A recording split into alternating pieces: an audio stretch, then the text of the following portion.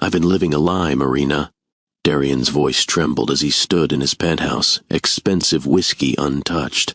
Everything you think you know about me is false.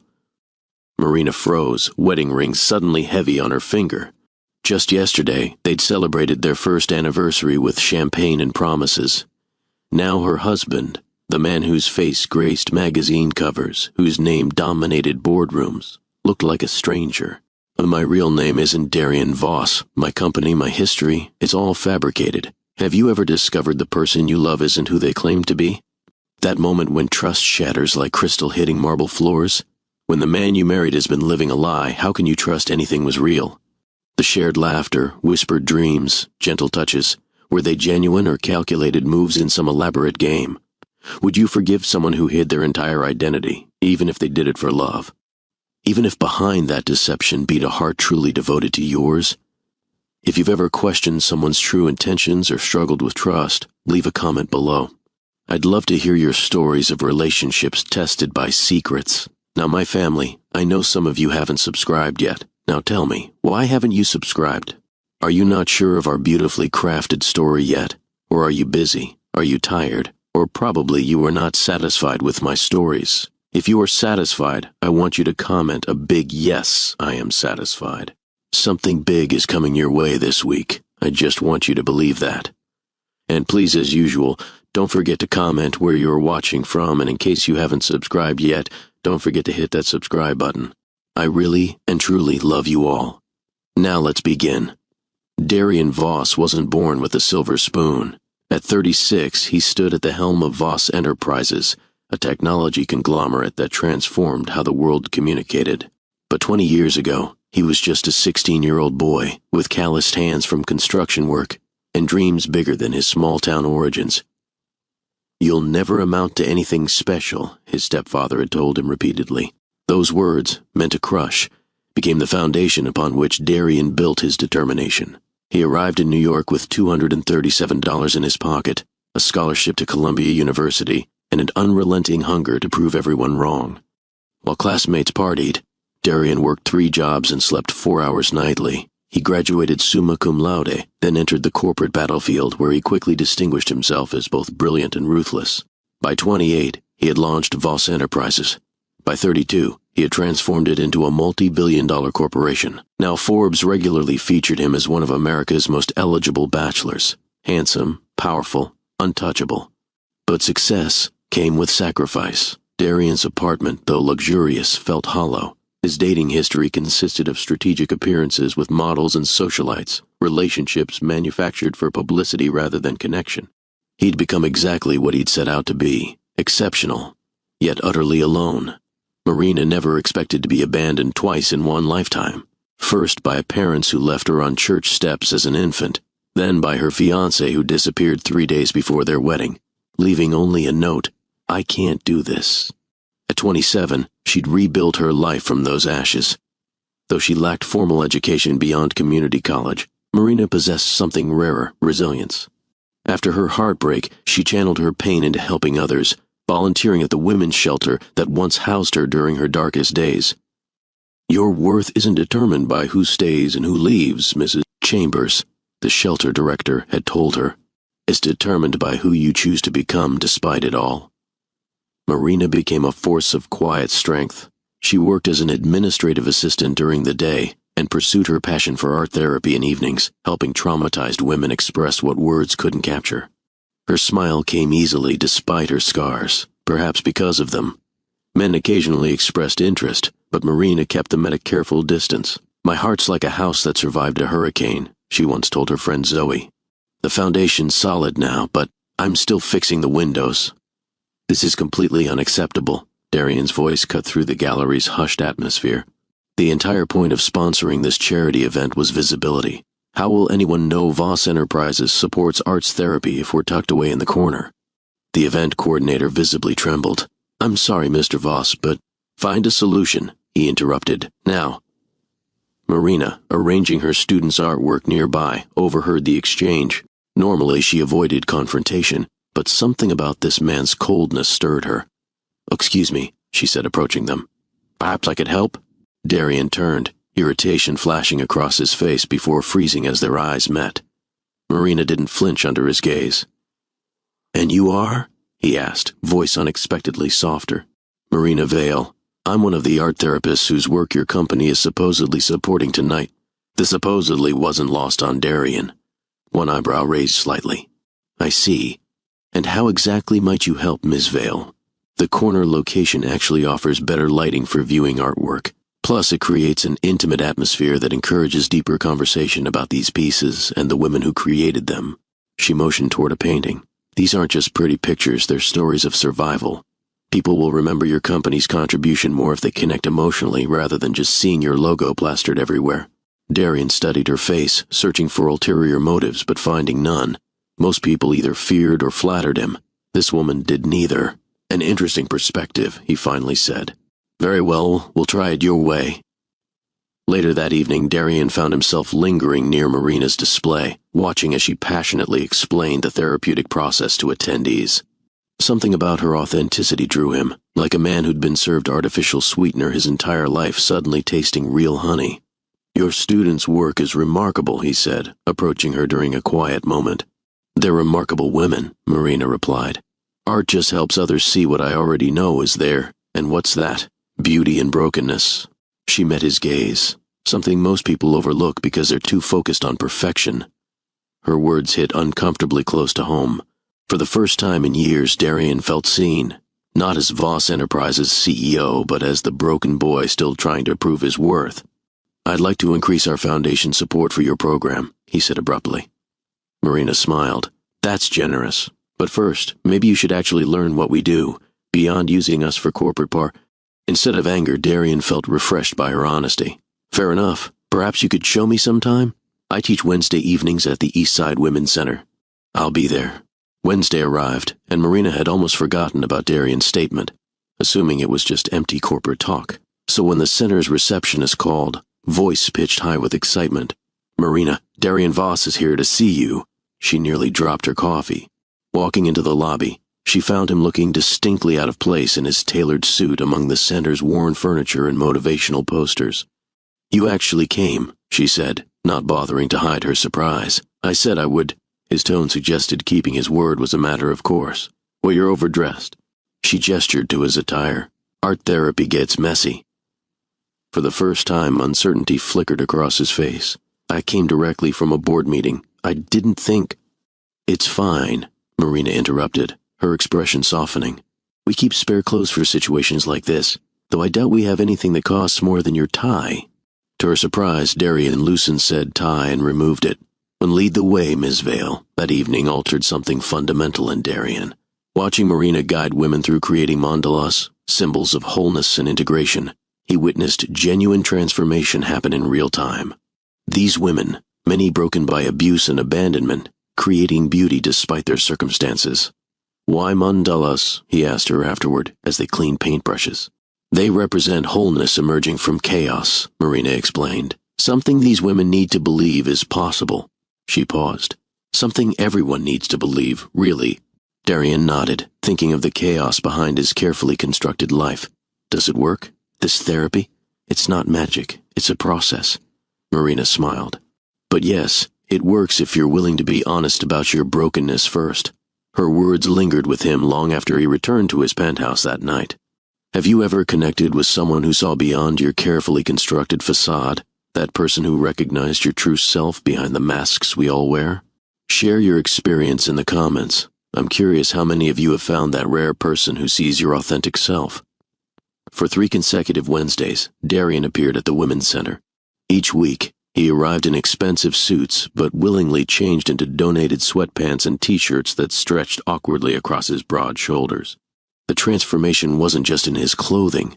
The rigid CEO visibly softened in Marina's art room. By the 3rd week, the women had stopped whispering about him, and instead welcomed Mr. D with comfortable familiarity. He helped mix paints, learn names, listen to stories that would never make corporate boardroom conversations. "You're different here," Marina observed as they cleaned up after class. "Different how?" Darian asked, methodically washing brushes with a precision that reflected his corporate attention to detail. Less fortress-like, She gestured vaguely at him. Your shoulders drop about 2 inches. You actually smile with your eyes, not just your mouth. Darian paused, surprised by her observation. Nobody in his world noticed such things, or dared mention them if they did. Perhaps it's the company, he said, gaze lingering on her face.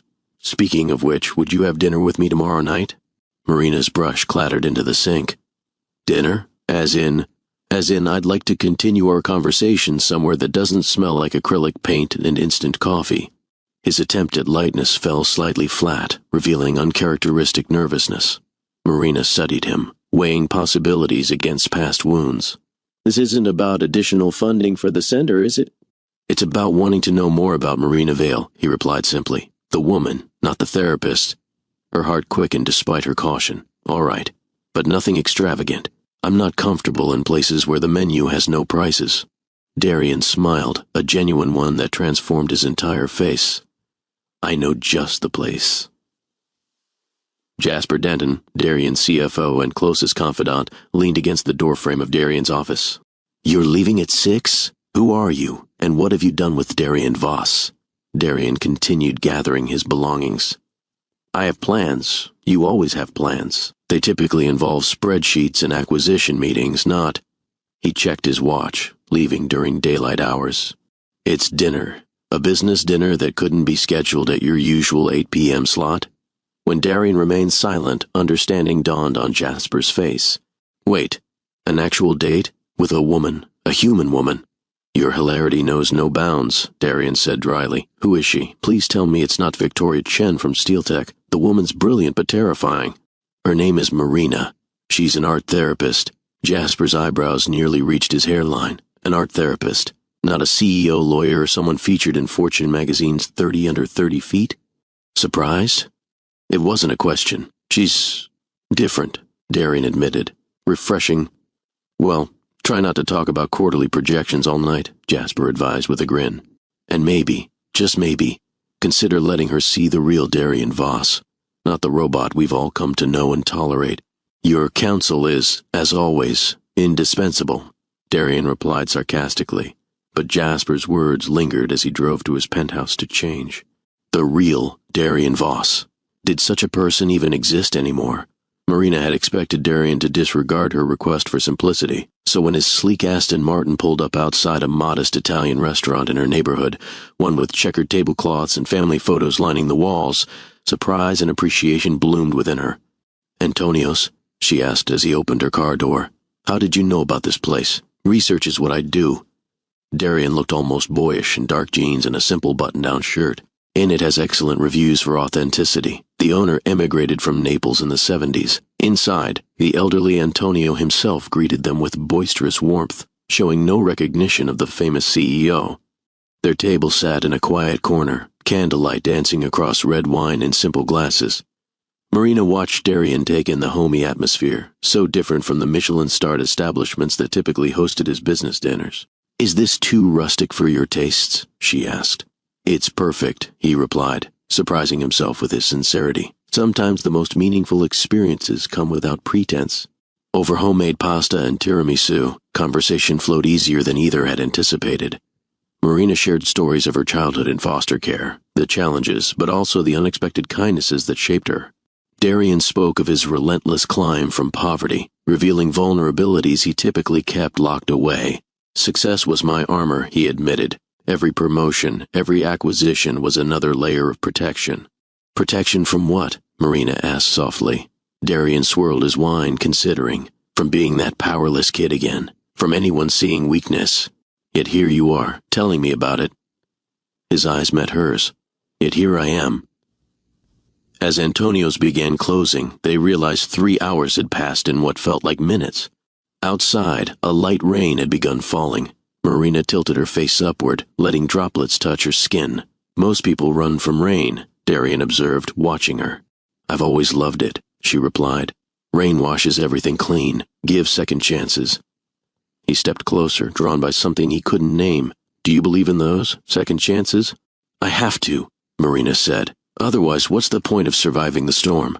Standing there, rain-kissed and vulnerable, Marina embodied everything his world lacked. Authenticity, warmth, resilience without hardness. Before he could overthink, Darian leaned down and kissed her, tentatively at first, then with growing certainty as she responded. When they separated, both seemed equally surprised by the connection that hummed between them. "I should get you home," he said softly. "Yes," she agreed, though neither moved immediately. That night, alone in his penthouse, Darian realized he hadn't checked his phone once during their entire evening, a first in over a decade. Their relationship developed in stolen moments, dinners at hidden gems throughout the city, Sunday mornings in quiet cafes, walks through parks where autumn painted everything gold.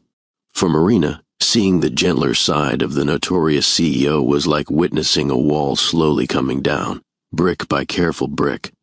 For Darian, Marina's company offered something his success never had: peace. When his phone constantly buzzed with notifications, she gently suggested he silence it. "The world can survive without Darian Voss for an hour," she'd say with a smile that made him believe it might be true. But reality intruded 6 weeks into their relationship, when Darian's board proposed acquiring Nexus Technologies, a struggling company whose greatest asset was its art therapy software designed for trauma recovery. "It's the perfect opportunity," explained Rebecca Hargrove, his director of acquisitions. "Nexus is hemorrhaging money. We can acquire them for a fraction of their value, strip the company for its intellectual property, and integrate it into our healthcare division." "And the employees?" Darian asked, thinking of Marina's passion for therapy. Rebecca shrugged. "Standard acquisition protocol. We'll retain key engineers but restructure the rest." Once, Darian wouldn't have hesitated. Business was business. Emotional considerations only weakened strategy. But now, Marina's voice echoed in his mind. Behind every spreadsheet are real people with real lives. "I want complete personnel files before any decisions," Darian said finally. "And find out who's using their software, what communities would be affected." The boardroom fell silent. This wasn't the Darian Voss they knew. "Since when do we factor social impact into acquisition strategy?" Rebecca asked, confusion evident. "Since now," Darian replied with finality. "Prepare the reports by Monday." Later, Jasper cornered him in his office. "This is about Marina, isn't it?" "This is about making informed decisions. The Darian I've known for 15 years would have closed that deal today." Darian sighed, rubbing his temples. "Maybe you should have questioned more deals." "She's changing you," Jasper said, not unkindly. "Just be careful. The board senses weakness like sharks sense blood." Marina noticed subtle shifts in Darian as their relationship deepened. The way he listened more carefully to her shelter students, how he asked questions about impact rather than efficiency. His growing discomfort when friends made dismissive comments about bleeding heart charities. One evening, entering her apartment with takeout containers, Darian found Marina surrounded by paperwork, distress evident on her face. "What's wrong?" he asked, setting down their dinner. "Budget cuts," she rubbed her eyes. "The center's main grant wasn't renewed. Without new funding, we'll have to cut the art therapy program entirely." Darian's immediate impulse was simple. He could write a check that would solve everything. Before Marina, that would have been his solution. Throw money at problems, expect gratitude, move on. "Let me help," he said carefully. "Voss Foundation could—" "No." Marina's response came swiftly. "I appreciate the thought, but I can't build my program on my boyfriend's charity." "It wouldn't be charity," Darian countered. "It would be investment in proven therapeutic methods, which would look like favoritism because we're involved." She sighed.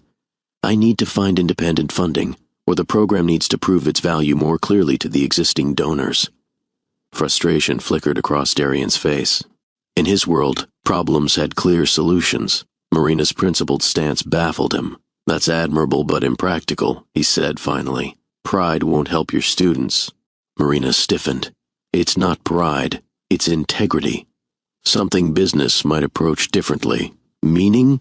Meaning sometimes I wonder if you see value only in things with measurable returns," she said, immediately regretting her words when hurt flashed in his eyes. "Is that how you see me? As someone who only values profit?" "No," she said softly. "But our worlds are very different, Darian. Sometimes I don't know if they can truly fit together." The evening ended awkwardly, both retreating to their separate corners. Driving home, Darian realized this was their first real argument, not about them personally, but about the fundamental values that defined them. The question lingered: could the ruthless CEO and the compassionate therapist find lasting common ground? Do you believe people from completely different worlds can build something meaningful together? Or do our core values need to align from the start? Comment below with your thoughts on whether opposites can truly make a relationship work long term. Have you ever dated someone whose worldview challenged yours? How did it change you? Please, in case you haven't subscribed, hit that subscribe button for more outstanding stories like this. The Nexus Technologies acquisition moved forward, despite Darian's unusual hesitation. Behind closed doors, boardroom whispers questioned his sudden interest in humanitarian considerations. Rebecca Hargrove particularly took notice, her ambition barely concealed beneath professional smiles. "On the board is concerned," she told Jasper during a private lunch.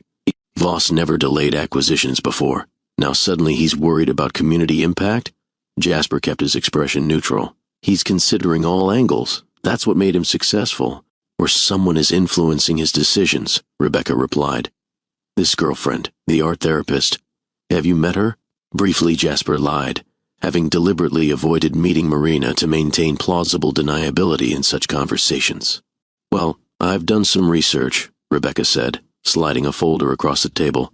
Marina Vale, foster child, community college education, abandoned by her fiancé 4 years ago. Apparently he disappeared days before their wedding. Quite the sob story. Jasper frowned. You investigated Darian's girlfriend?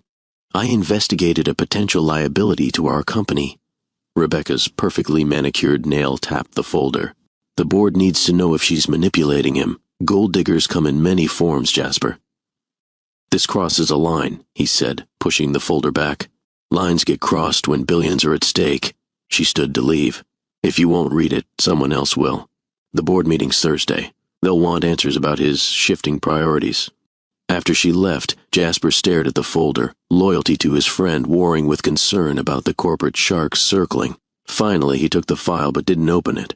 Darian deserved to know what was happening. Meanwhile, oblivious to the corporate machinations, Darian and Marina reconciled after their funding disagreement. Rather than imposing a solution, Darian listened, truly listened, to Marina's concerns. Together they developed a strategy. Marina would continue seeking independent grants, while Darian would connect her with his network of philanthropists, introductions only, no pressure. This compromise marked a turning point in their relationship. For the first time, Darian experienced partnership rather than control, finding unexpected fulfillment in collaborative problem-solving rather than unilateral decision-making. 3 months into their relationship, Darian invited Marina to his penthouse for the first time. Her eyes widened as the private elevator opened directly into his home. 5,000 square feet of minimalist luxury with floor-to-ceiling views of Manhattan. This is overwhelming, she said honestly, taking in the stark white furniture, abstract art, and distinct absence of anything personal. Too much? He asked, watching her reaction closely. It's beautiful, but it doesn't feel like you. Marina walked to his bookshelf, the only area showing signs of actual use. No photos, no mementos. I don't collect sentimental items. She picked up his Columbia graduation photo, the sole personal image in the entire apartment. Young Darian, you look serious even then. In the photo, 22-year-old Darian stood alone in cap and gown, his expression determined rather than joyful. I was serious about succeeding, he said, joining her. Who took this photo? A shadow crossed his face. A classmate. I didn't have family there. Marina placed the frame down gently. You've been alone a long time, haven't you? Instead of deflecting as he typically would, Darian simply nodded. It became easier than the alternative. Without speaking, Marina wrapped her arms around him, resting her head against his chest. For several moments they stood in silence, his heartbeat steady against her cheek. That night, after Marina fell asleep in his bed, Darian watched her peaceful face and realized with startling clarity that his life before her had indeed been a museum, perfect, impressive, and utterly lifeless. The following week, as Marina prepared for a weekend at Darian's Hamptons house, she searched his bathroom for an extra phone charger he'd mentioned. Opening a drawer, she found prescription bottles instead, several of them, Zoloft, Ambien, Xanax. Marina frowned, concern replacing curiosity. These weren't occasional medications but regularly refilled prescriptions, some dating back years. Darian had never mentioned struggling with anxiety, depression, or sleep issues. She closed the drawer, respecting his privacy while wrestling with the realization that the confident CEO lived with invisible battles. It explained certain behaviors, his occasional withdrawal, the intensity that sometimes bordered on obsession, his difficulty relaxing. That evening, as they prepared dinner together in his sleek kitchen, Marina carefully broached the subject. "I accidentally found your medications today," she said gently. "I was looking for the charger." Darian's hand stilled over the cutting board. "I see. You never mentioned them. It's not something I discuss." His voice had taken on the clip tone she recognized as his defense mechanism. "Depression and anxiety don't diminish you, Darian." He continued chopping vegetables with mechanical precision. "And I don't have depression or anxiety. I have a high-stress position that occasionally requires pharmaceutical management." That's quite the corporate rebrand of mental health challenges," Marina said softly. His knife paused again. "My mental state is efficiently managed. It doesn't affect my performance." "I'm not worried about your performance." She placed her hand over his. "I'm concerned about your habit of hiding anything you perceive as weakness, even from me." For a moment, she thought he might withdraw entirely. Instead, he exhaled slowly. "It started in college," he finally said. "Panic attacks during finals. Later, insomnia when acquisitions were pending. The medications helped me function. And the facade of invulnerability? What does that help with?" "But no one loves a person who never allows themselves to break," Marina countered gently. The word love hung between them, unplanned but undeniable. Neither had said it yet, though they'd been circling the sentiment for weeks. "Are we talking about love, Marina?" Darian asked, voice uncharacteristically hesitant. She didn't retreat. "And I think we might be." That night, in the darkness of his bedroom, walls carefully constructed over decades began crumbling as Darian shared fragments of his internal struggles. The crippling pressure he placed on himself, the fear that success was the only thing making him worthwhile, the exhaustion of maintaining constant strength. Marina listened without judgment, occasionally wiping tears from his face, tears he hadn't allowed himself to shed since childhood. When dawn broke, something fundamental had shifted between them, something irreversible. Jasper finally showed Darian the folder Rebecca had compiled. "She's digging into Marina's past," he explained grimly. "The board meeting tomorrow isn't just about Nexus. They're questioning your judgment, your focus." Darian's expression hardened as he scanned the contents. "They investigated my personal life? They're framing it as due diligence, protecting company interests. By invading privacy and treating my girlfriend like a security threat?" Darian slammed the folder shut. "Rebecca's overstepped." "She's not alone," Jasper cautioned. "Harrison and Wilcox are backing her. They're suggesting Marina is using you to further her own agenda. What agenda could an art therapist possibly have? They've connected dots that aren't there. Your interest in trauma recovery software, your sudden concern for social impact, the timing of meeting Marina." Understanding dawned on Darian's face. "They think she orchestrated our meeting to influence the Nexus acquisition, among other things." Jasper hesitated. "And there's more. They've requested financial audits of all your recent charitable contributions, looking for improper allocations to Marina's programs." At fury and disbelief warred on Darian's face. The irony wasn't lost on him. He'd specifically avoided directly funding Marina's work to prevent exactly such accusations. "They're manufacturing a scandal where none exists," Darian said coldly. "Prepare a complete record of my charitable giving for the past 5 years, every dollar, every recipient, and schedule an emergency board meeting for tomorrow. I'll address this directly." After Jasper left, Darian paced his office, torn between protecting Marina from this ugliness and being honest with her. Their relationship had reached a place of genuine trust. Hiding this situation felt wrong, yet involving her in corporate politics seemed equally unfair. His phone lit up with a message from Marina. "Can't wait to see you tonight. Made reservations at Antonio's to celebrate our 4-month anniversary." The simple sweetness of it contrasted sharply with the corporate venom he was facing. 4 months, such a brief time, yet Marina had transformed his existence from monochrome to vibrant color.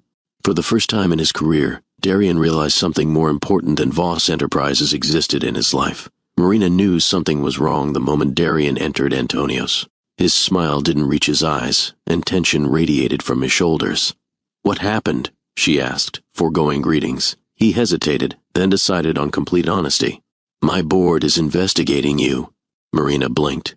"Investigating me? For what?" "They believe you're using our relationship to manipulate business decisions. Specifically, that you engineered our meeting to influence acquisitions that would benefit your work." She stared, momentarily speechless. That's absurd. I didn't even know who you were when we met. I know that, he assured her. But they've constructed a narrative that fits their concerns about changes in my leadership approach.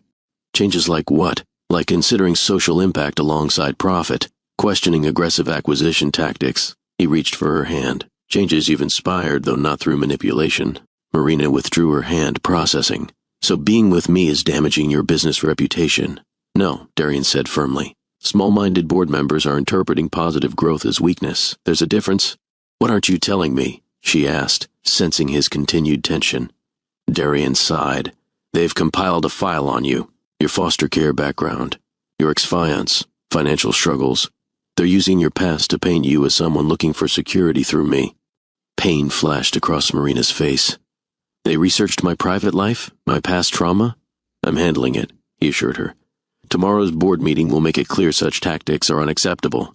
Marina fell silent, pushing pasta around her plate. The anniversary celebration atmosphere had evaporated completely. Oh, maybe we should take a step back, she finally said quietly. Darian froze. What do you mean? I mean, your career is important. Your company is your life's work. If our relationship is causing problems... No, he interrupted firmly. My company is what I do, not who I am. That distinction has become very clear since meeting you. Darian, Marina, listen to me.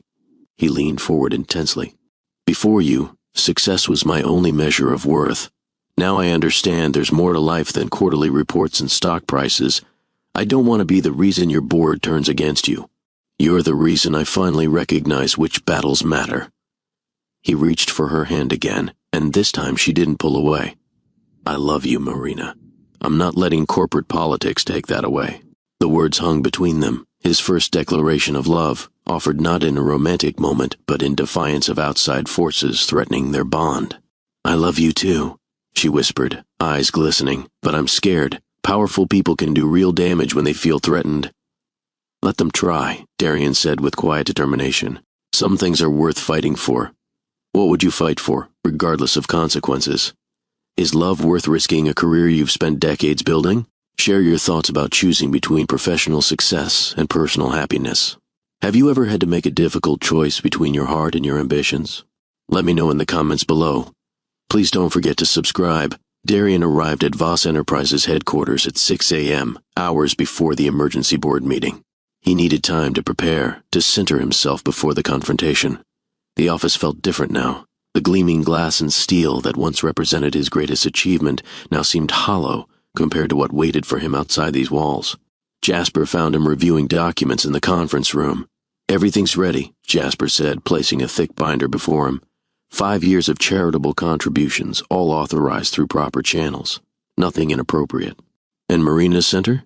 Not a single direct contribution from you or your personal foundation. Only the standard corporate sponsorship approved unanimously by the board 6 months ago, before you even met her. Darian nodded. Rebecca won't back down easily. She's been waiting for an opportunity like this. She underestimates you, Jasper replied. Always has. By 9 a.m., 12 board members filed into the conference room, faces carefully neutral except for Rebecca Hargrove, whose triumphant smile suggested she believed victory was imminent. Thank you all for coming, Darian began once everyone was seated. I understand concerns have been raised about my leadership and personal relationships. Let's address them directly. Rebecca straightened. The board has questions about potential conflicts of interest regarding your relationship with Marina Vale and recent business decisions, specifically the Nexus Technologies acquisition delay and your sudden interest in their trauma recovery software. Legitimate concerns, Darian acknowledged calmly. Let me clarify several points. First, my interest in Nexus predates meeting Ms. Vale by 8 months, as documented in preliminary acquisition research initiated last January. He slid reports across the table. Second, regarding charitable contributions, this binder contains 5 years of complete records. You'll note no improper allocations to Ms. Vale's programs or affiliated organizations.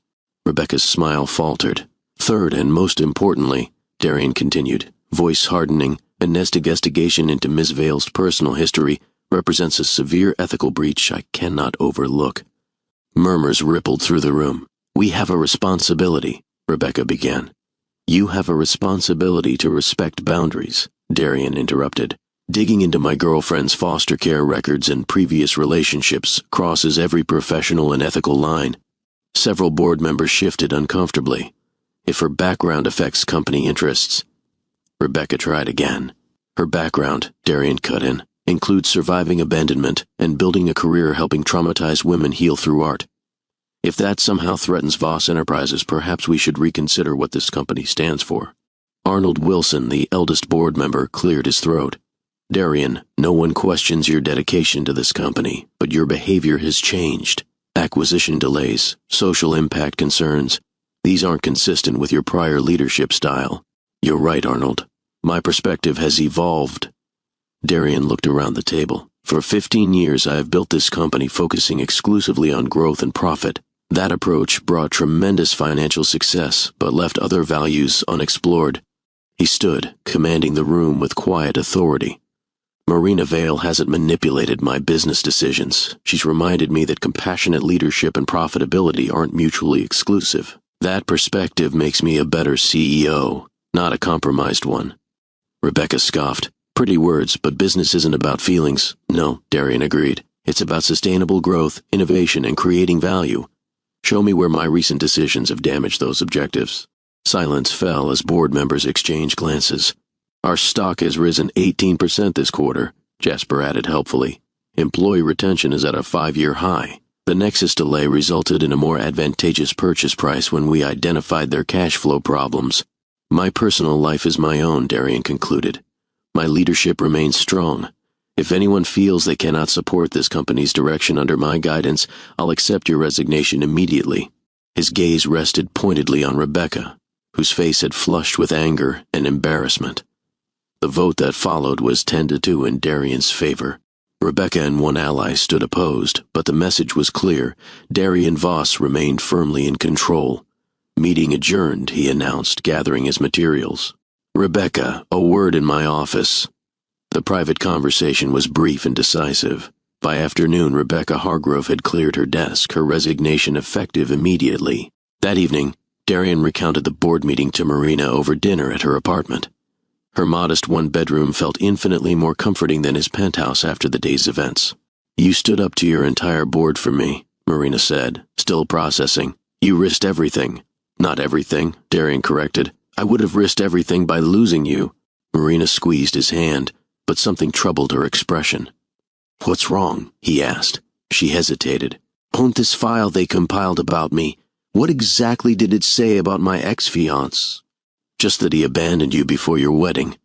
Darian studied her. Why? Marina took a deep breath. There's something I haven't told you. Something I should have shared sooner.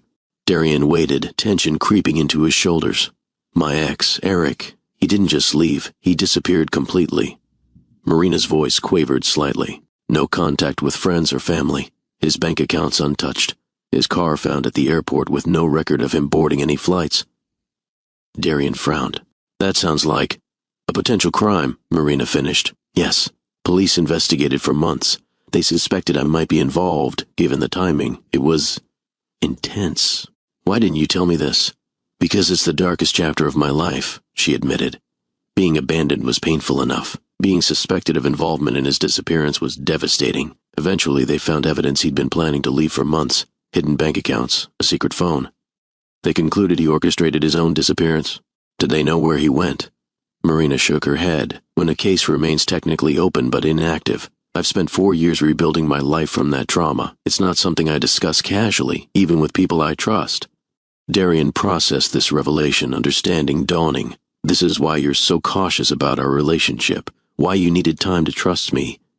Yes, she whispered, and why the board's investigation felt so violating. I've already had my life dissected by detectives and journalists. Darian pulled her into his arms. I'm so sorry, Marina, for all of it. And I should have told you earlier, she said against his chest.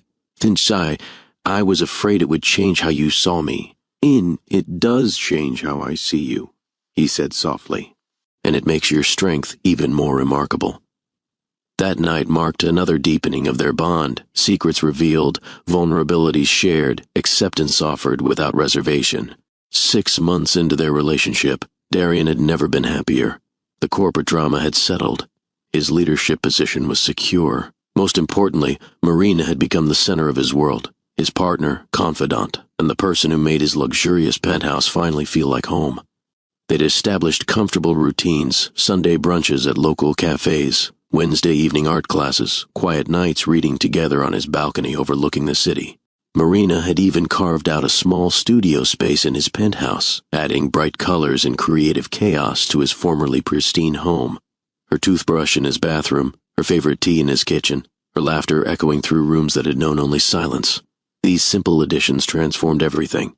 So when Marina called on a Tuesday afternoon asking if they could meet urgently, alarm bells sounded in Darian's mind. "Is everything okay?" he asked, already signaling his assistant to cancel his remaining meetings.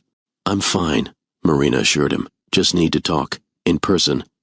He found her waiting in Bryant Park, hands fidgeting nervously as she watched children playing nearby. Her smile seemed strained when she spotted him approaching. "What's wrong?" he asked immediately. "Nothing's wrong," Marina said, though her voice trembled slightly. "Just unexpected." She took his hand, placing it gently against her still flat stomach. For a moment, Darian didn't understand. Then realization dawned, his eyes widening. "You're pregnant?" he whispered.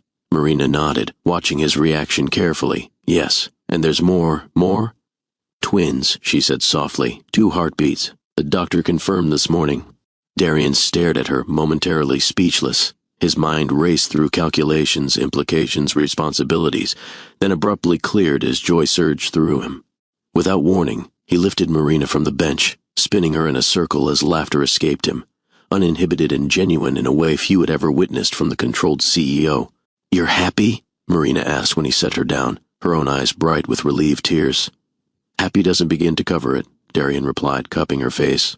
"And overwhelmed, terrified, ecstatic, all at once. And I was so nervous to tell you," she admitted. "It's so soon. We haven't even discussed marriage or—" "Marry me," he interrupted. Marina blinked. "What?" "Marry me," Darian repeated, dropping to one knee right there in Bryant Park, drawing surprised glances from passers-by.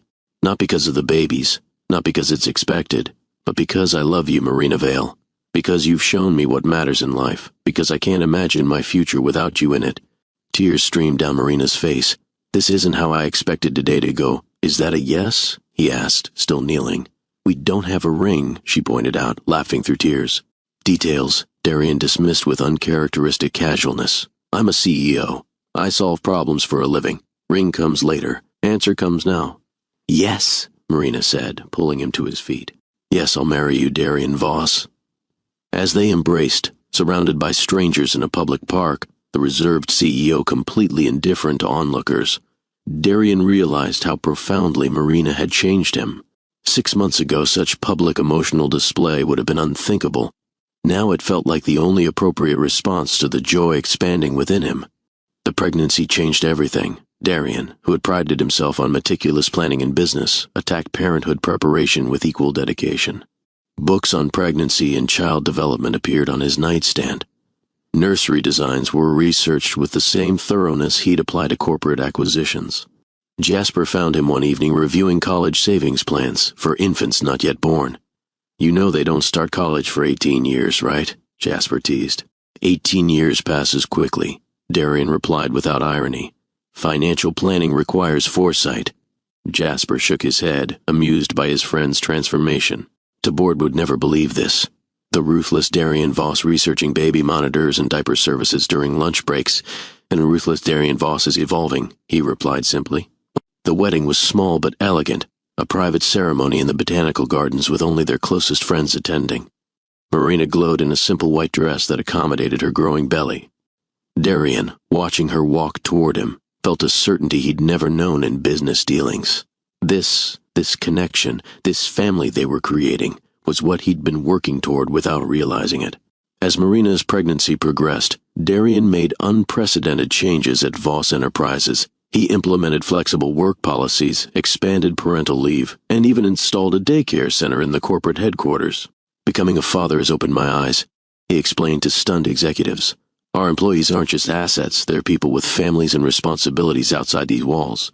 Supporting that makes business sense." The company culture gradually shifted, becoming less cutthroat while maintaining its competitive edge. Employee satisfaction scores rose, retention improved, even productivity increased, evidence that compassionate leadership could coexist with ambitious business goals. 1 month before Marina's due date, as they finalized nursery preparations in what was now their shared penthouse, Darian's secure phone line rang, the one reserved for urgent company matters.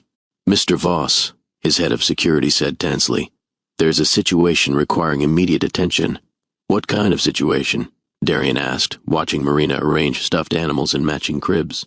"A man attempted to gain access to your private residence information. When questioned, he claimed to be an old friend of Ms. Vale's." Darian stepped into his office, lowering his voice. "Did he give a name?" "Eric Chambers." The name hit like a physical blow. Eric, Marina's vanished ex-fiancé, had resurfaced after 5 years attempting to locate her.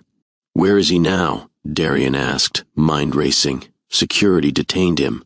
"Police are en route." "No police," Darian said immediately. "Not yet. I need to speak with him first." "Sir, protocol. Hold him securely. I'll be there in 20 minutes.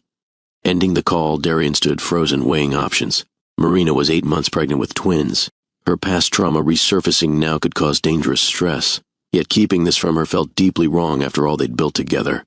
"Marina," he called softly, returning to the nursery. "We need to talk. What would you do if someone who abandoned you suddenly reappeared at the most vulnerable moment in your life?" Should Darian have told Marina immediately about her ex's return, or was he right to investigate first? Please, my beautiful family, don't forget to hit that subscribe button if you're in tone with this amazing story. Would you want to know right away, or would you prefer your partner shield you from potential stress during pregnancy? Now let's continue. Marina's face paled as Darian explained. "Eric is here? In New York?" "Security intercepted him trying to locate our home," Darian said gently, holding her hands. "You don't have to see him. I can handle this." Marina shook her head, one hand protectively covering her belly. "No. After 5 years of wondering, I need answers." Her voice trembled, but her eyes remained resolute. "But I want you with me. Always," Darian promised. "We'll face this together." Security had moved Eric to a conference room at Voss Enterprises headquarters. Walking through the lobby, Marina gripped Darian's hand tightly, drawing strength from his steady presence. "Are you sure about this?" Darian asked one final time before the elevator reached the executive floor. "No," Marina admitted, "but I need closure. These babies deserve a mother who isn't haunted by ghosts." When the conference room door opened, Eric Chambers stood from his chair. Older, thinner than in photos Marina had shown Darian, with new lines around his eyes and nervous hands. "Marina," he breathed, moving toward her before Darian's protective stance stopped him cold. "That's close enough," Darian said, his voice carrying the authority that made corporate rivals tremble. Marina studied the man who'd once been the center of her world, the man whose disappearance had shattered her life and left her a suspect in potential criminal investigations. 5 years had changed him, his confident posture replaced by a hunched uncertainty. "Why are you here, Eric?" she asked simply. "I needed to see you," he replied. "To explain, to apologize. 5 years later, when I'm clearly pregnant and moved on with my life?" Marina's voice remained controlled, despite the emotion bubbling beneath the surface. "Your timing is remarkably inconsiderate." Eric sank back into his chair. "I just got back to the country. I saw your engagement announcement in the business section, the CEO and the art therapist. I wasn't looking for you, but when I saw that photo..." He trailed off. "So I had to come." "Where were you?" Darian asked, his analytical mind needing facts before emotions. Her disappearance triggered police investigations. Marina was questioned repeatedly. Shame crossed Eric's face. "South America, then Asia. I was running from debt collectors, gambling problems," he addressed Marina directly. "I never meant for you to be suspected of anything. I just needed to disappear." "Oh no, you let me believe you were dead," Marina said quietly. "Oh, do you have any idea what that did to me?" "I was a coward," Eric admitted, "and too ashamed to face you with the truth, that I'd gambled away our savings, taken loans from dangerous people. Disappearing seemed easier than confessing." Darian observed the man carefully, evaluating every word, expression, and gesture. His instinct to protect Marina warred with his respect for her autonomy. "Why return now?" Marina asked. "I finally got clean, paid my debts, came back to make amends as part of recovery. Eric glanced between them. I didn't come to disrupt your life. I just needed to apologize and explain. You deserved better than what I did. An uncomfortable silence filled the room as Marina processed his words. And I have something to say, she finally spoke, her voice finding strength. For years I blamed myself for your disappearance. I questioned every interaction, wondering what I'd done wrong. I carried that weight while rebuilding my life from scratch. She stood taller, one hand still cradling her belly. I forgive you, Eric, not for your benefit, but for mine. I'm releasing that burden because I refuse to carry it into my future, into my children's future. Eric's eyes filled with tears. I don't deserve your forgiveness. No, you don't, Marina agreed calmly. But forgiveness isn't about what people deserve. It's about choosing freedom over resentment. She turned to Darian, strength radiating from her. I'd like to go home now. As they left, Eric called after them. Marina, I truly am sorry. She paused at the door. I believe you. I hope you find peace, Eric. In the elevator, Marina finally allowed tears to fall. Darian held her silently, understanding that some emotions require expression without interruption. Are you okay? He asked when they reached the lobby. Marina wiped her tears, a small smile emerging. I'm better than okay. For 5 years I've carried this missing piece. Now I can finally let it go completely. Darian marveled at her resilience, how she transformed pain into growth, betrayal into wisdom. You're extraordinary, he told her. Our children will be fortunate to have your strength. And your loyalty, Marina added, squeezing his hand. Thank you for standing with me instead of deciding what was best for me. That night, as they lay in bed, Marina felt the twins kicking with particular vigor. They're celebrating, she murmured sleepily. They know their mom finally closed a painful chapter. Darian placed his hand beside hers, feeling the miraculous movements. Their story is just beginning. 3 weeks later, during a board meeting Darian had insisted on attending despite Marina's due date approaching, his assistant burst through the doors, protocol completely abandoned. Mr. Voss, she gasped. It's Marina. Her water broke. She's being taken to Mount Sinai. The board members would later describe how the famously composed CEO knocked over his chair in his haste to leave, suit jacket abandoned, priorities instantly rearranged. Darian broke several traffic laws reaching the hospital, only to find Marina already in an advanced stage of labor. These babies aren't waiting, the doctor informed him as nurses helped him into sterile garments. Twins often come early and quickly. Marina's face, though strained with pain, brightened seeing him. Perfect timing. I was worried you'd miss it. Nothing could keep me away, Darian promised, taking his position beside her. What followed were the most intense hours of their lives. Marina's strength amazed the medical team, her focus unwavering through increasingly difficult contractions. Darian, who negotiated billion-dollar deals without breaking a sweat, found himself utterly overwhelmed by the raw power of birth. I see the first baby's head, the doctor announced. One more push, Marina. Minutes later, a strong cry filled the room as their daughter entered the world, tiny fists raised as if already prepared to fight for her place. She's perfect, Darian whispered, tears streaming unashamedly down his face as a nurse placed the swaddled infant briefly in his arms before returning her to Marina's chest for skin-to-skin contact. Their son arrived 12 minutes after his sister, slightly smaller but with equally healthy lungs announcing his arrival. Twins, Marina breathed, exhausted but radiant, as both babies were placed on her chest. Then we really did it. Darian, overcome by a love so profound it physically ached in his chest, could only nod. The man of countless words suddenly found language inadequate. What are their names?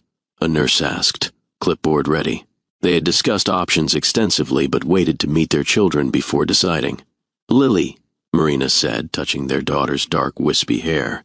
Lily Hope Voss, and Alexander, Darian added, gently touching his son's tiny hand, which immediately gripped his finger with surprising strength. Alexander James Voss. Later, when Marina rested with the twins in her private room, Darian stepped into the hallway to call Jasper. They're here, he said, voice still thick with emotion. Both healthy. Marina was incredible. Congratulations, Jasper replied warmly. How does it feel to be a father? Darian considered the question, searching for words adequate to describe the transformation occurring within him. It feels like everything before was practice, like I finally found what I was meant to do. Better than closing the Steel Tech merger? Jasper teased. Darian laughed. That doesn't even register on the same scale. Nothing does. When he returned to the room, he found Marina awake, watching their sleeping twins with wonder. "I've been thinking," she said softly, as he sat beside her, "about the day we met, how you were so focused on your company's visibility at that charity event." Darian smiled at the memory of his former self. "I was insufferable. You were lost," Marina corrected gently. "We both were, in different ways. Now look at us." He followed her gaze to their children. Found. The twins transformed their world completely. Darian, who once scheduled every minute of his day for maximum efficiency, discovered that newborns defied all attempts at predictable routines. How can something so small need so much? He wondered aloud one night, pacing with Alexander while Marina nursed Lily. "They contain multitudes," Marina replied with tired humor. "Especially in their lungs." They'd agreed Marina would take extended leave from her therapy work, while Darian continued at Voss Enterprises, but with significant changes. He installed a fully equipped nursery adjacent to his office. Board members grew accustomed to seeing the CEO with a baby monitor visible during meetings, occasionally excusing himself when twin duty called. "The stockholders will revolt," predicted one aging executive after Darian ended a conference call because Lily had a fever, but something remarkable happened instead. Voss Enterprises' family-friendly policies, implemented by a CEO visibly balancing work and parenthood, attracted talent from competitors. Employee loyalty strengthened. The company's public image transformed from cold corporate giant to progressive workplace leader. "You've created a revolution wearing a baby carrier," Jasper observed 6 months in, watching Darian review quarterly reports with Alexander sleeping against his chest. "Revolutionary indeed," Darian agreed, gently patting his son's back without looking up from the spreadsheets. At home, their partnership deepened through shared 3 a.m. feedings, diaper disasters, and the indescribable joy of witnessing first smiles, rolls, and eventually crawling attempts. "They have your determination," Marina told Darian, watching Lily repeatedly try to pull herself up on furniture despite tumbling down each time. "And your resilience," he countered as Alexander, after crying over a fallen toy, quickly found another interest. The penthouse transformed too. Designer furniture now protected with childproofing, minimalist decor interspersed with colorful developmental toys, pristine walls occasionally decorated with tiny handprints. "Your home finally looks lived in," Jasper commented during a weekend visit. "It finally feels like home," Darian corrected, watching Marina build block towers with the twins on what had once been an immaculate white carpet. 1 year after Eric's reappearance, as they prepared for the twins' first birthday celebration, Marina received a letter forwarded through her attorney. "It's from Eric," she told Darian that evening after the twins were asleep. "He's moving permanently to Australia. Wanted me to know he's continuing recovery and won't disrupt our lives again." Darian watched her carefully. "How do you feel about that?" "Relieved," Marina admitted. "Also grateful, in a strange way. His abandonment led me to become stronger. That strength led me to you. Remind me to send him a thank you note," Darian said dryly, earning a playful swat from Marina. "It's strange how life works," she mused. 5 years ago I was devastated, thinking my life was over. Now I have everything I never dared dream of. Darian pulled her close. "I was technically successful but emotionally bankrupt. You showed me what real wealth looks like." The twins' first birthday party was an elegant yet child-friendly affair in the penthouse. Jasper, now godfather to both children, brought ridiculously extravagant gifts. Several women from Marina's art therapy groups attended, cooing over the babies while thanking Darian for his foundation's continued support.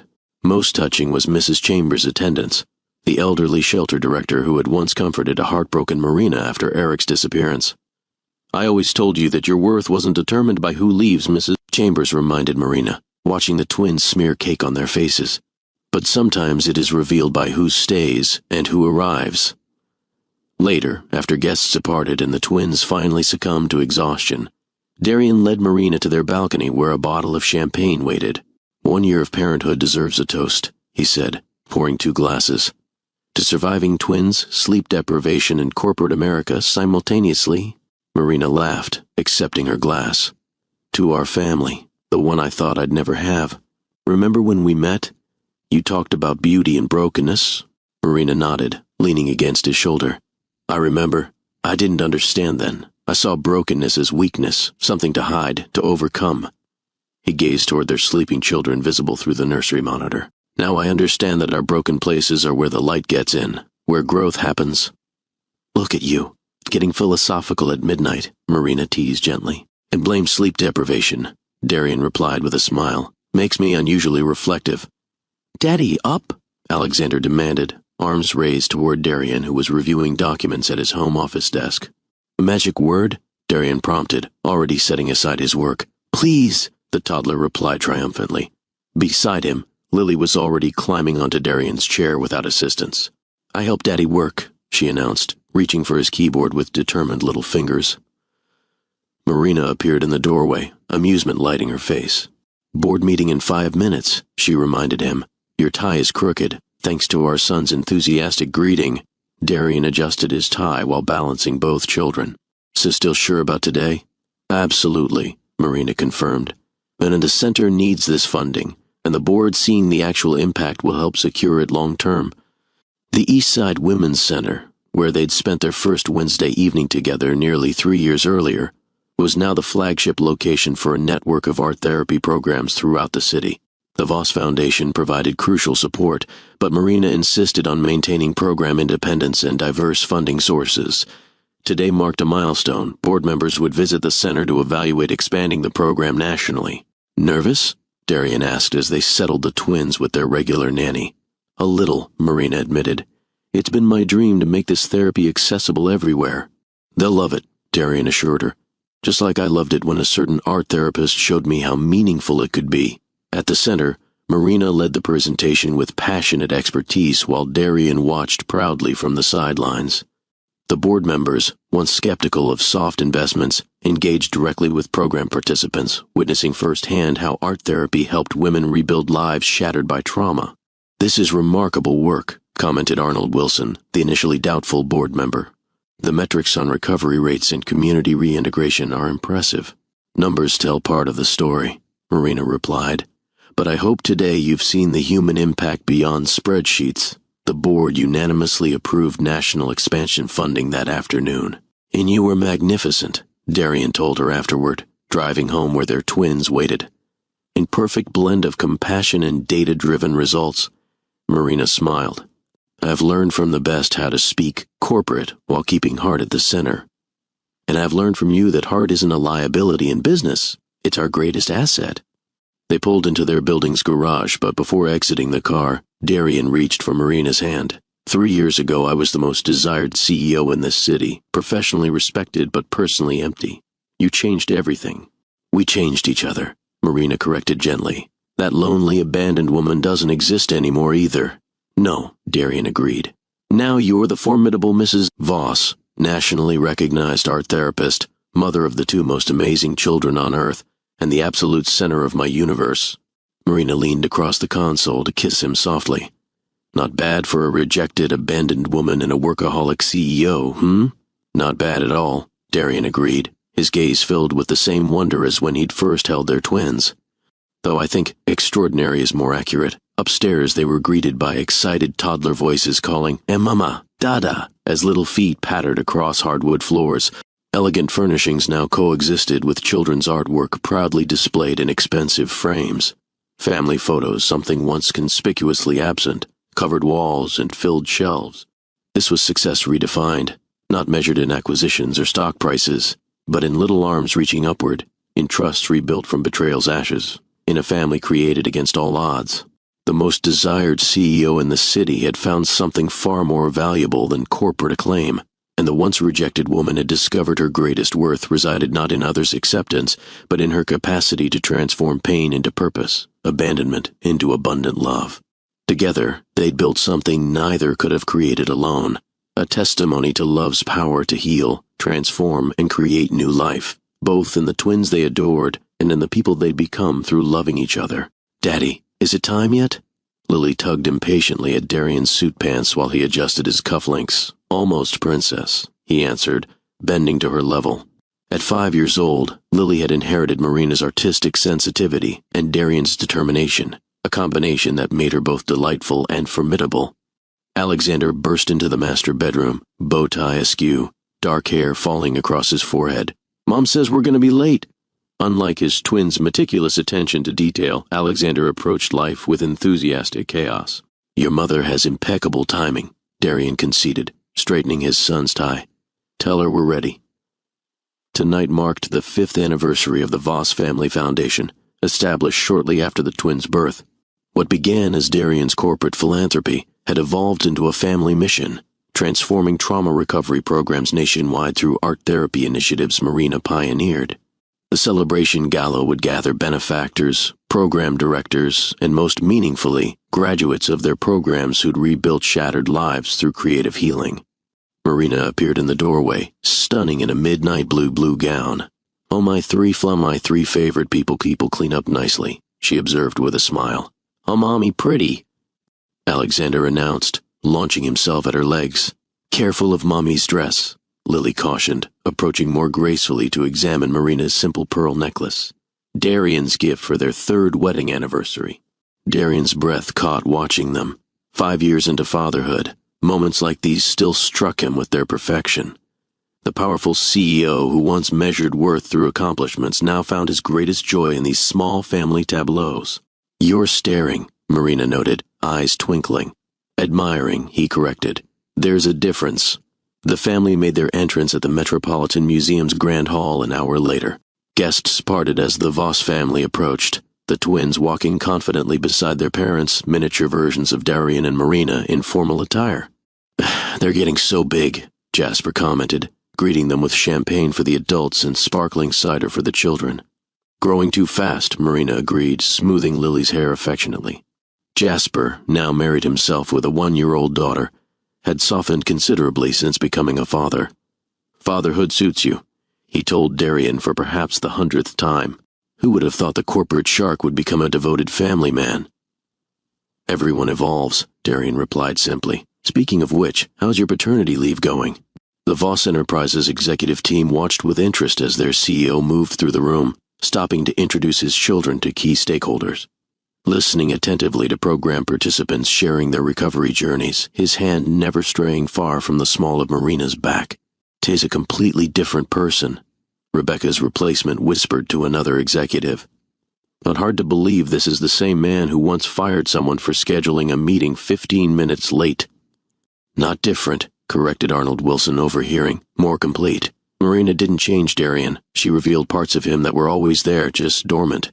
When the time came for speeches, Darian took the podium with his family beside him, a stark contrast to his former solo presentations.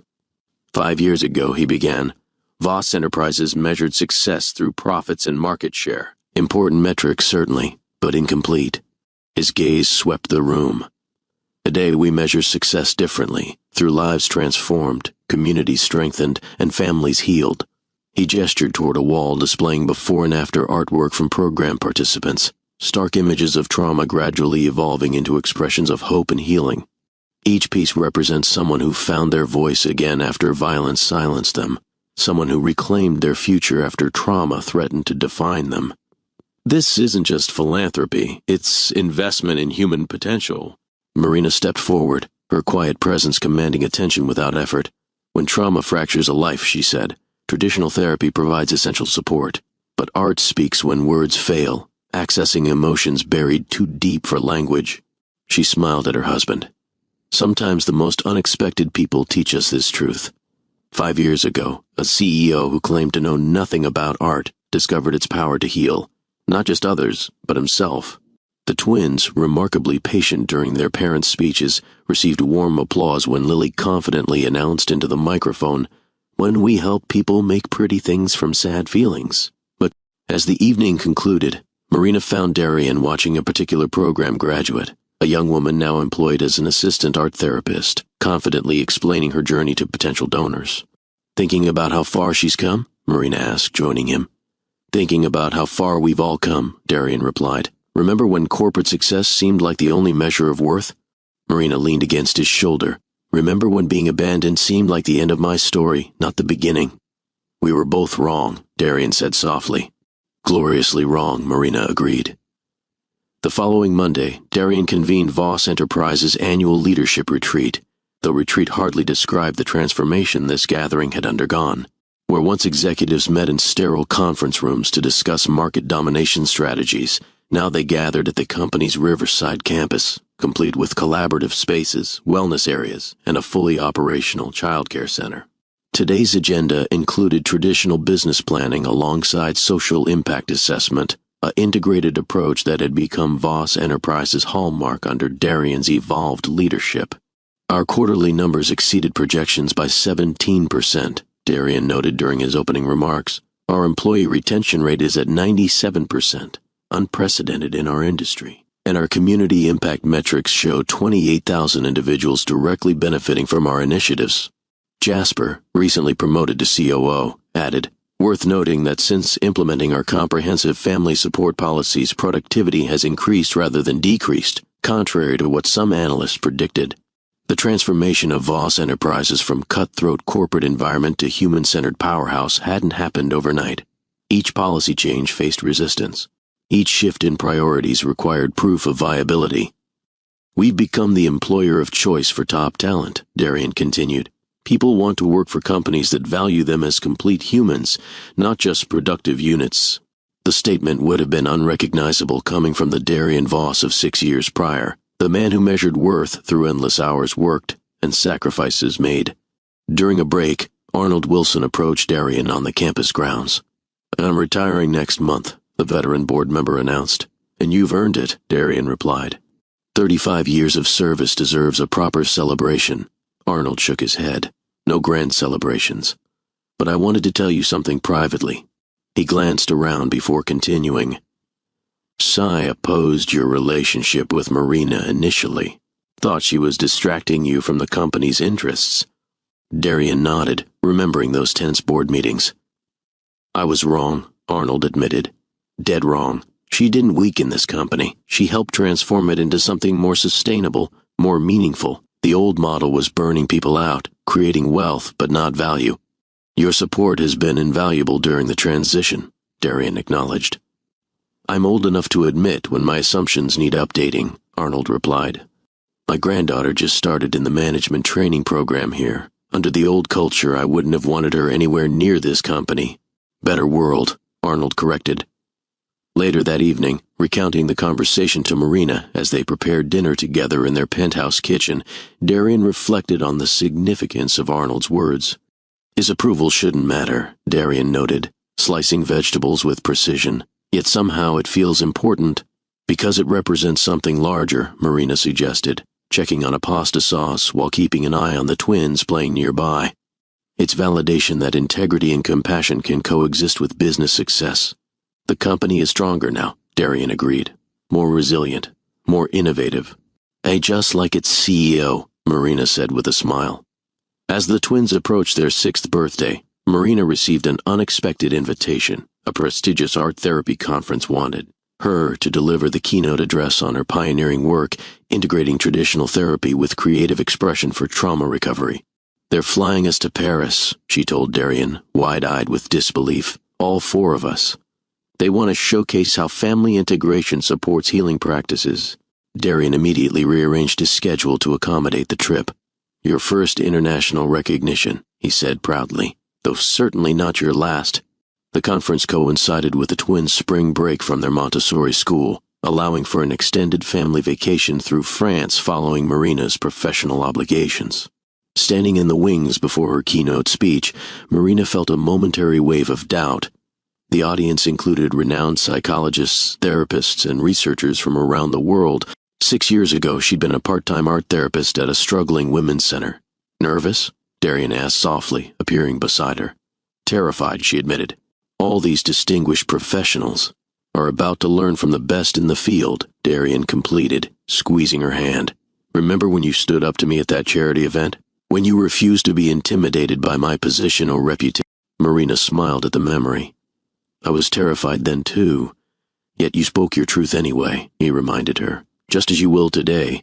When Marina took the stage, she brought not just professional expertise, but personal testimony. The genuine conviction of someone who had experienced healing's transformative power firsthand. "Trauma creates speechlessness," she began. "It robs survivors of language, locking pain in the body where words cannot reach. Art provides a bridge back to expression, a safe passage for communicating what feels impossible to say." For 40 minutes she held the audience captivated, weaving research data with moving case studies and personal insights. When she finished, the standing ovation lasted nearly 2 minutes. Later that evening, at a reception overlooking the Seine, the conference director approached them. "Mrs. Voss, we'd like to translate your methodology guidelines into 12 languages. The international response to your presentation has been overwhelming." As the conversation continued, Darian stepped back, watching with quiet pride as Marina fielded questions from renowned professionals with growing confidence. This woman, once abandoned and questioning her worth, now stood as a recognized authority whose work would touch lives globally. The following week, as they strolled through Luxembourg Gardens watching the twins chase butterflies, Marina turned to Darian with tears glistening in her eyes. "What's wrong?" he asked immediately. "Nothing's wrong," she assured him. "I was just thinking about my 16-year-old self in foster care, convinced I'd never belong anywhere. If someone had told that girl she'd someday have all this, a loving husband, beautiful children, meaningful work making actual difference in the world, she wouldn't have believed it possible." Darian pulled her close. "My 16-year-old self wouldn't have believed it either. Working construction after school, determined to escape poverty and prove everyone wrong about my potential. Look at us now," Marina marveled. "Not just successful by conventional standards, but truly fulfilled." "Because success without meaning is just noise," Darian said, watching their children's joyful exploration. "And you gave everything meaning." On their return to New York, life resumed its pleasant rhythm. School mornings with the twins, Darian's leadership at the now transformed Voss Enterprises, Marina's expanding therapy programs, and their precious family time. One Wednesday evening, they made their monthly visit to the East Side Women's Center, where everything began.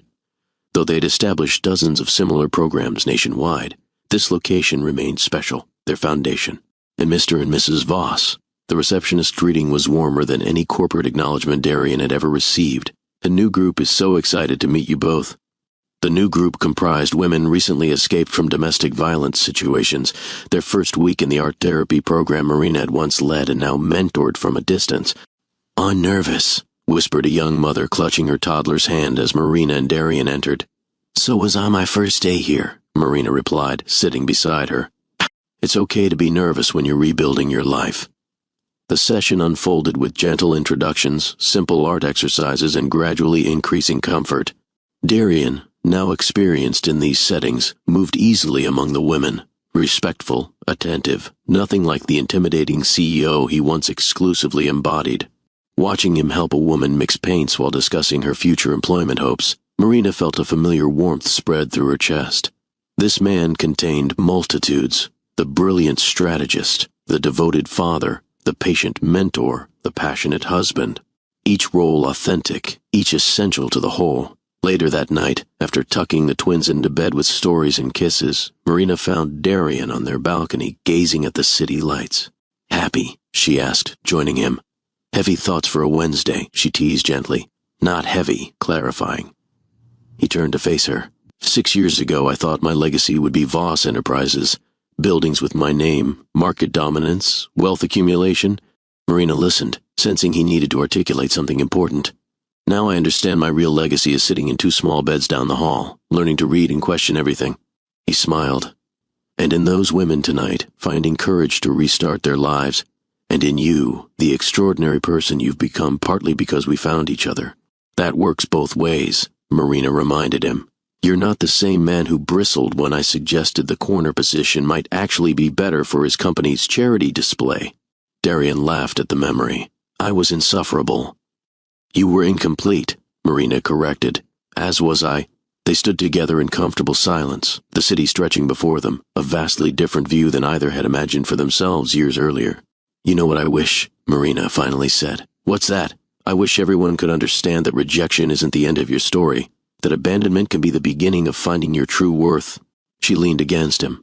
"That sometimes when everything seems broken beyond repair, you're actually being cleared for something beautiful.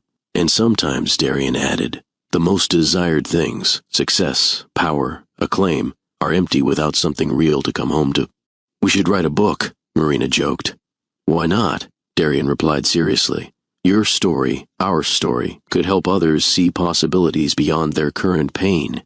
Marina considered the suggestion. From rejection to wholeness, from ambition to purpose, it could actually help people, just like you've always done, Darian said softly, helping people transform pain into beauty. Beyond their balcony, the city continued its constant motion, lights flickering, lives intersecting, stories unfolding. But inside their home, the most remarkable transformation had already occurred. Two broken people who found each other, healed together, and created a legacy of love that would ripple outward for generations to come.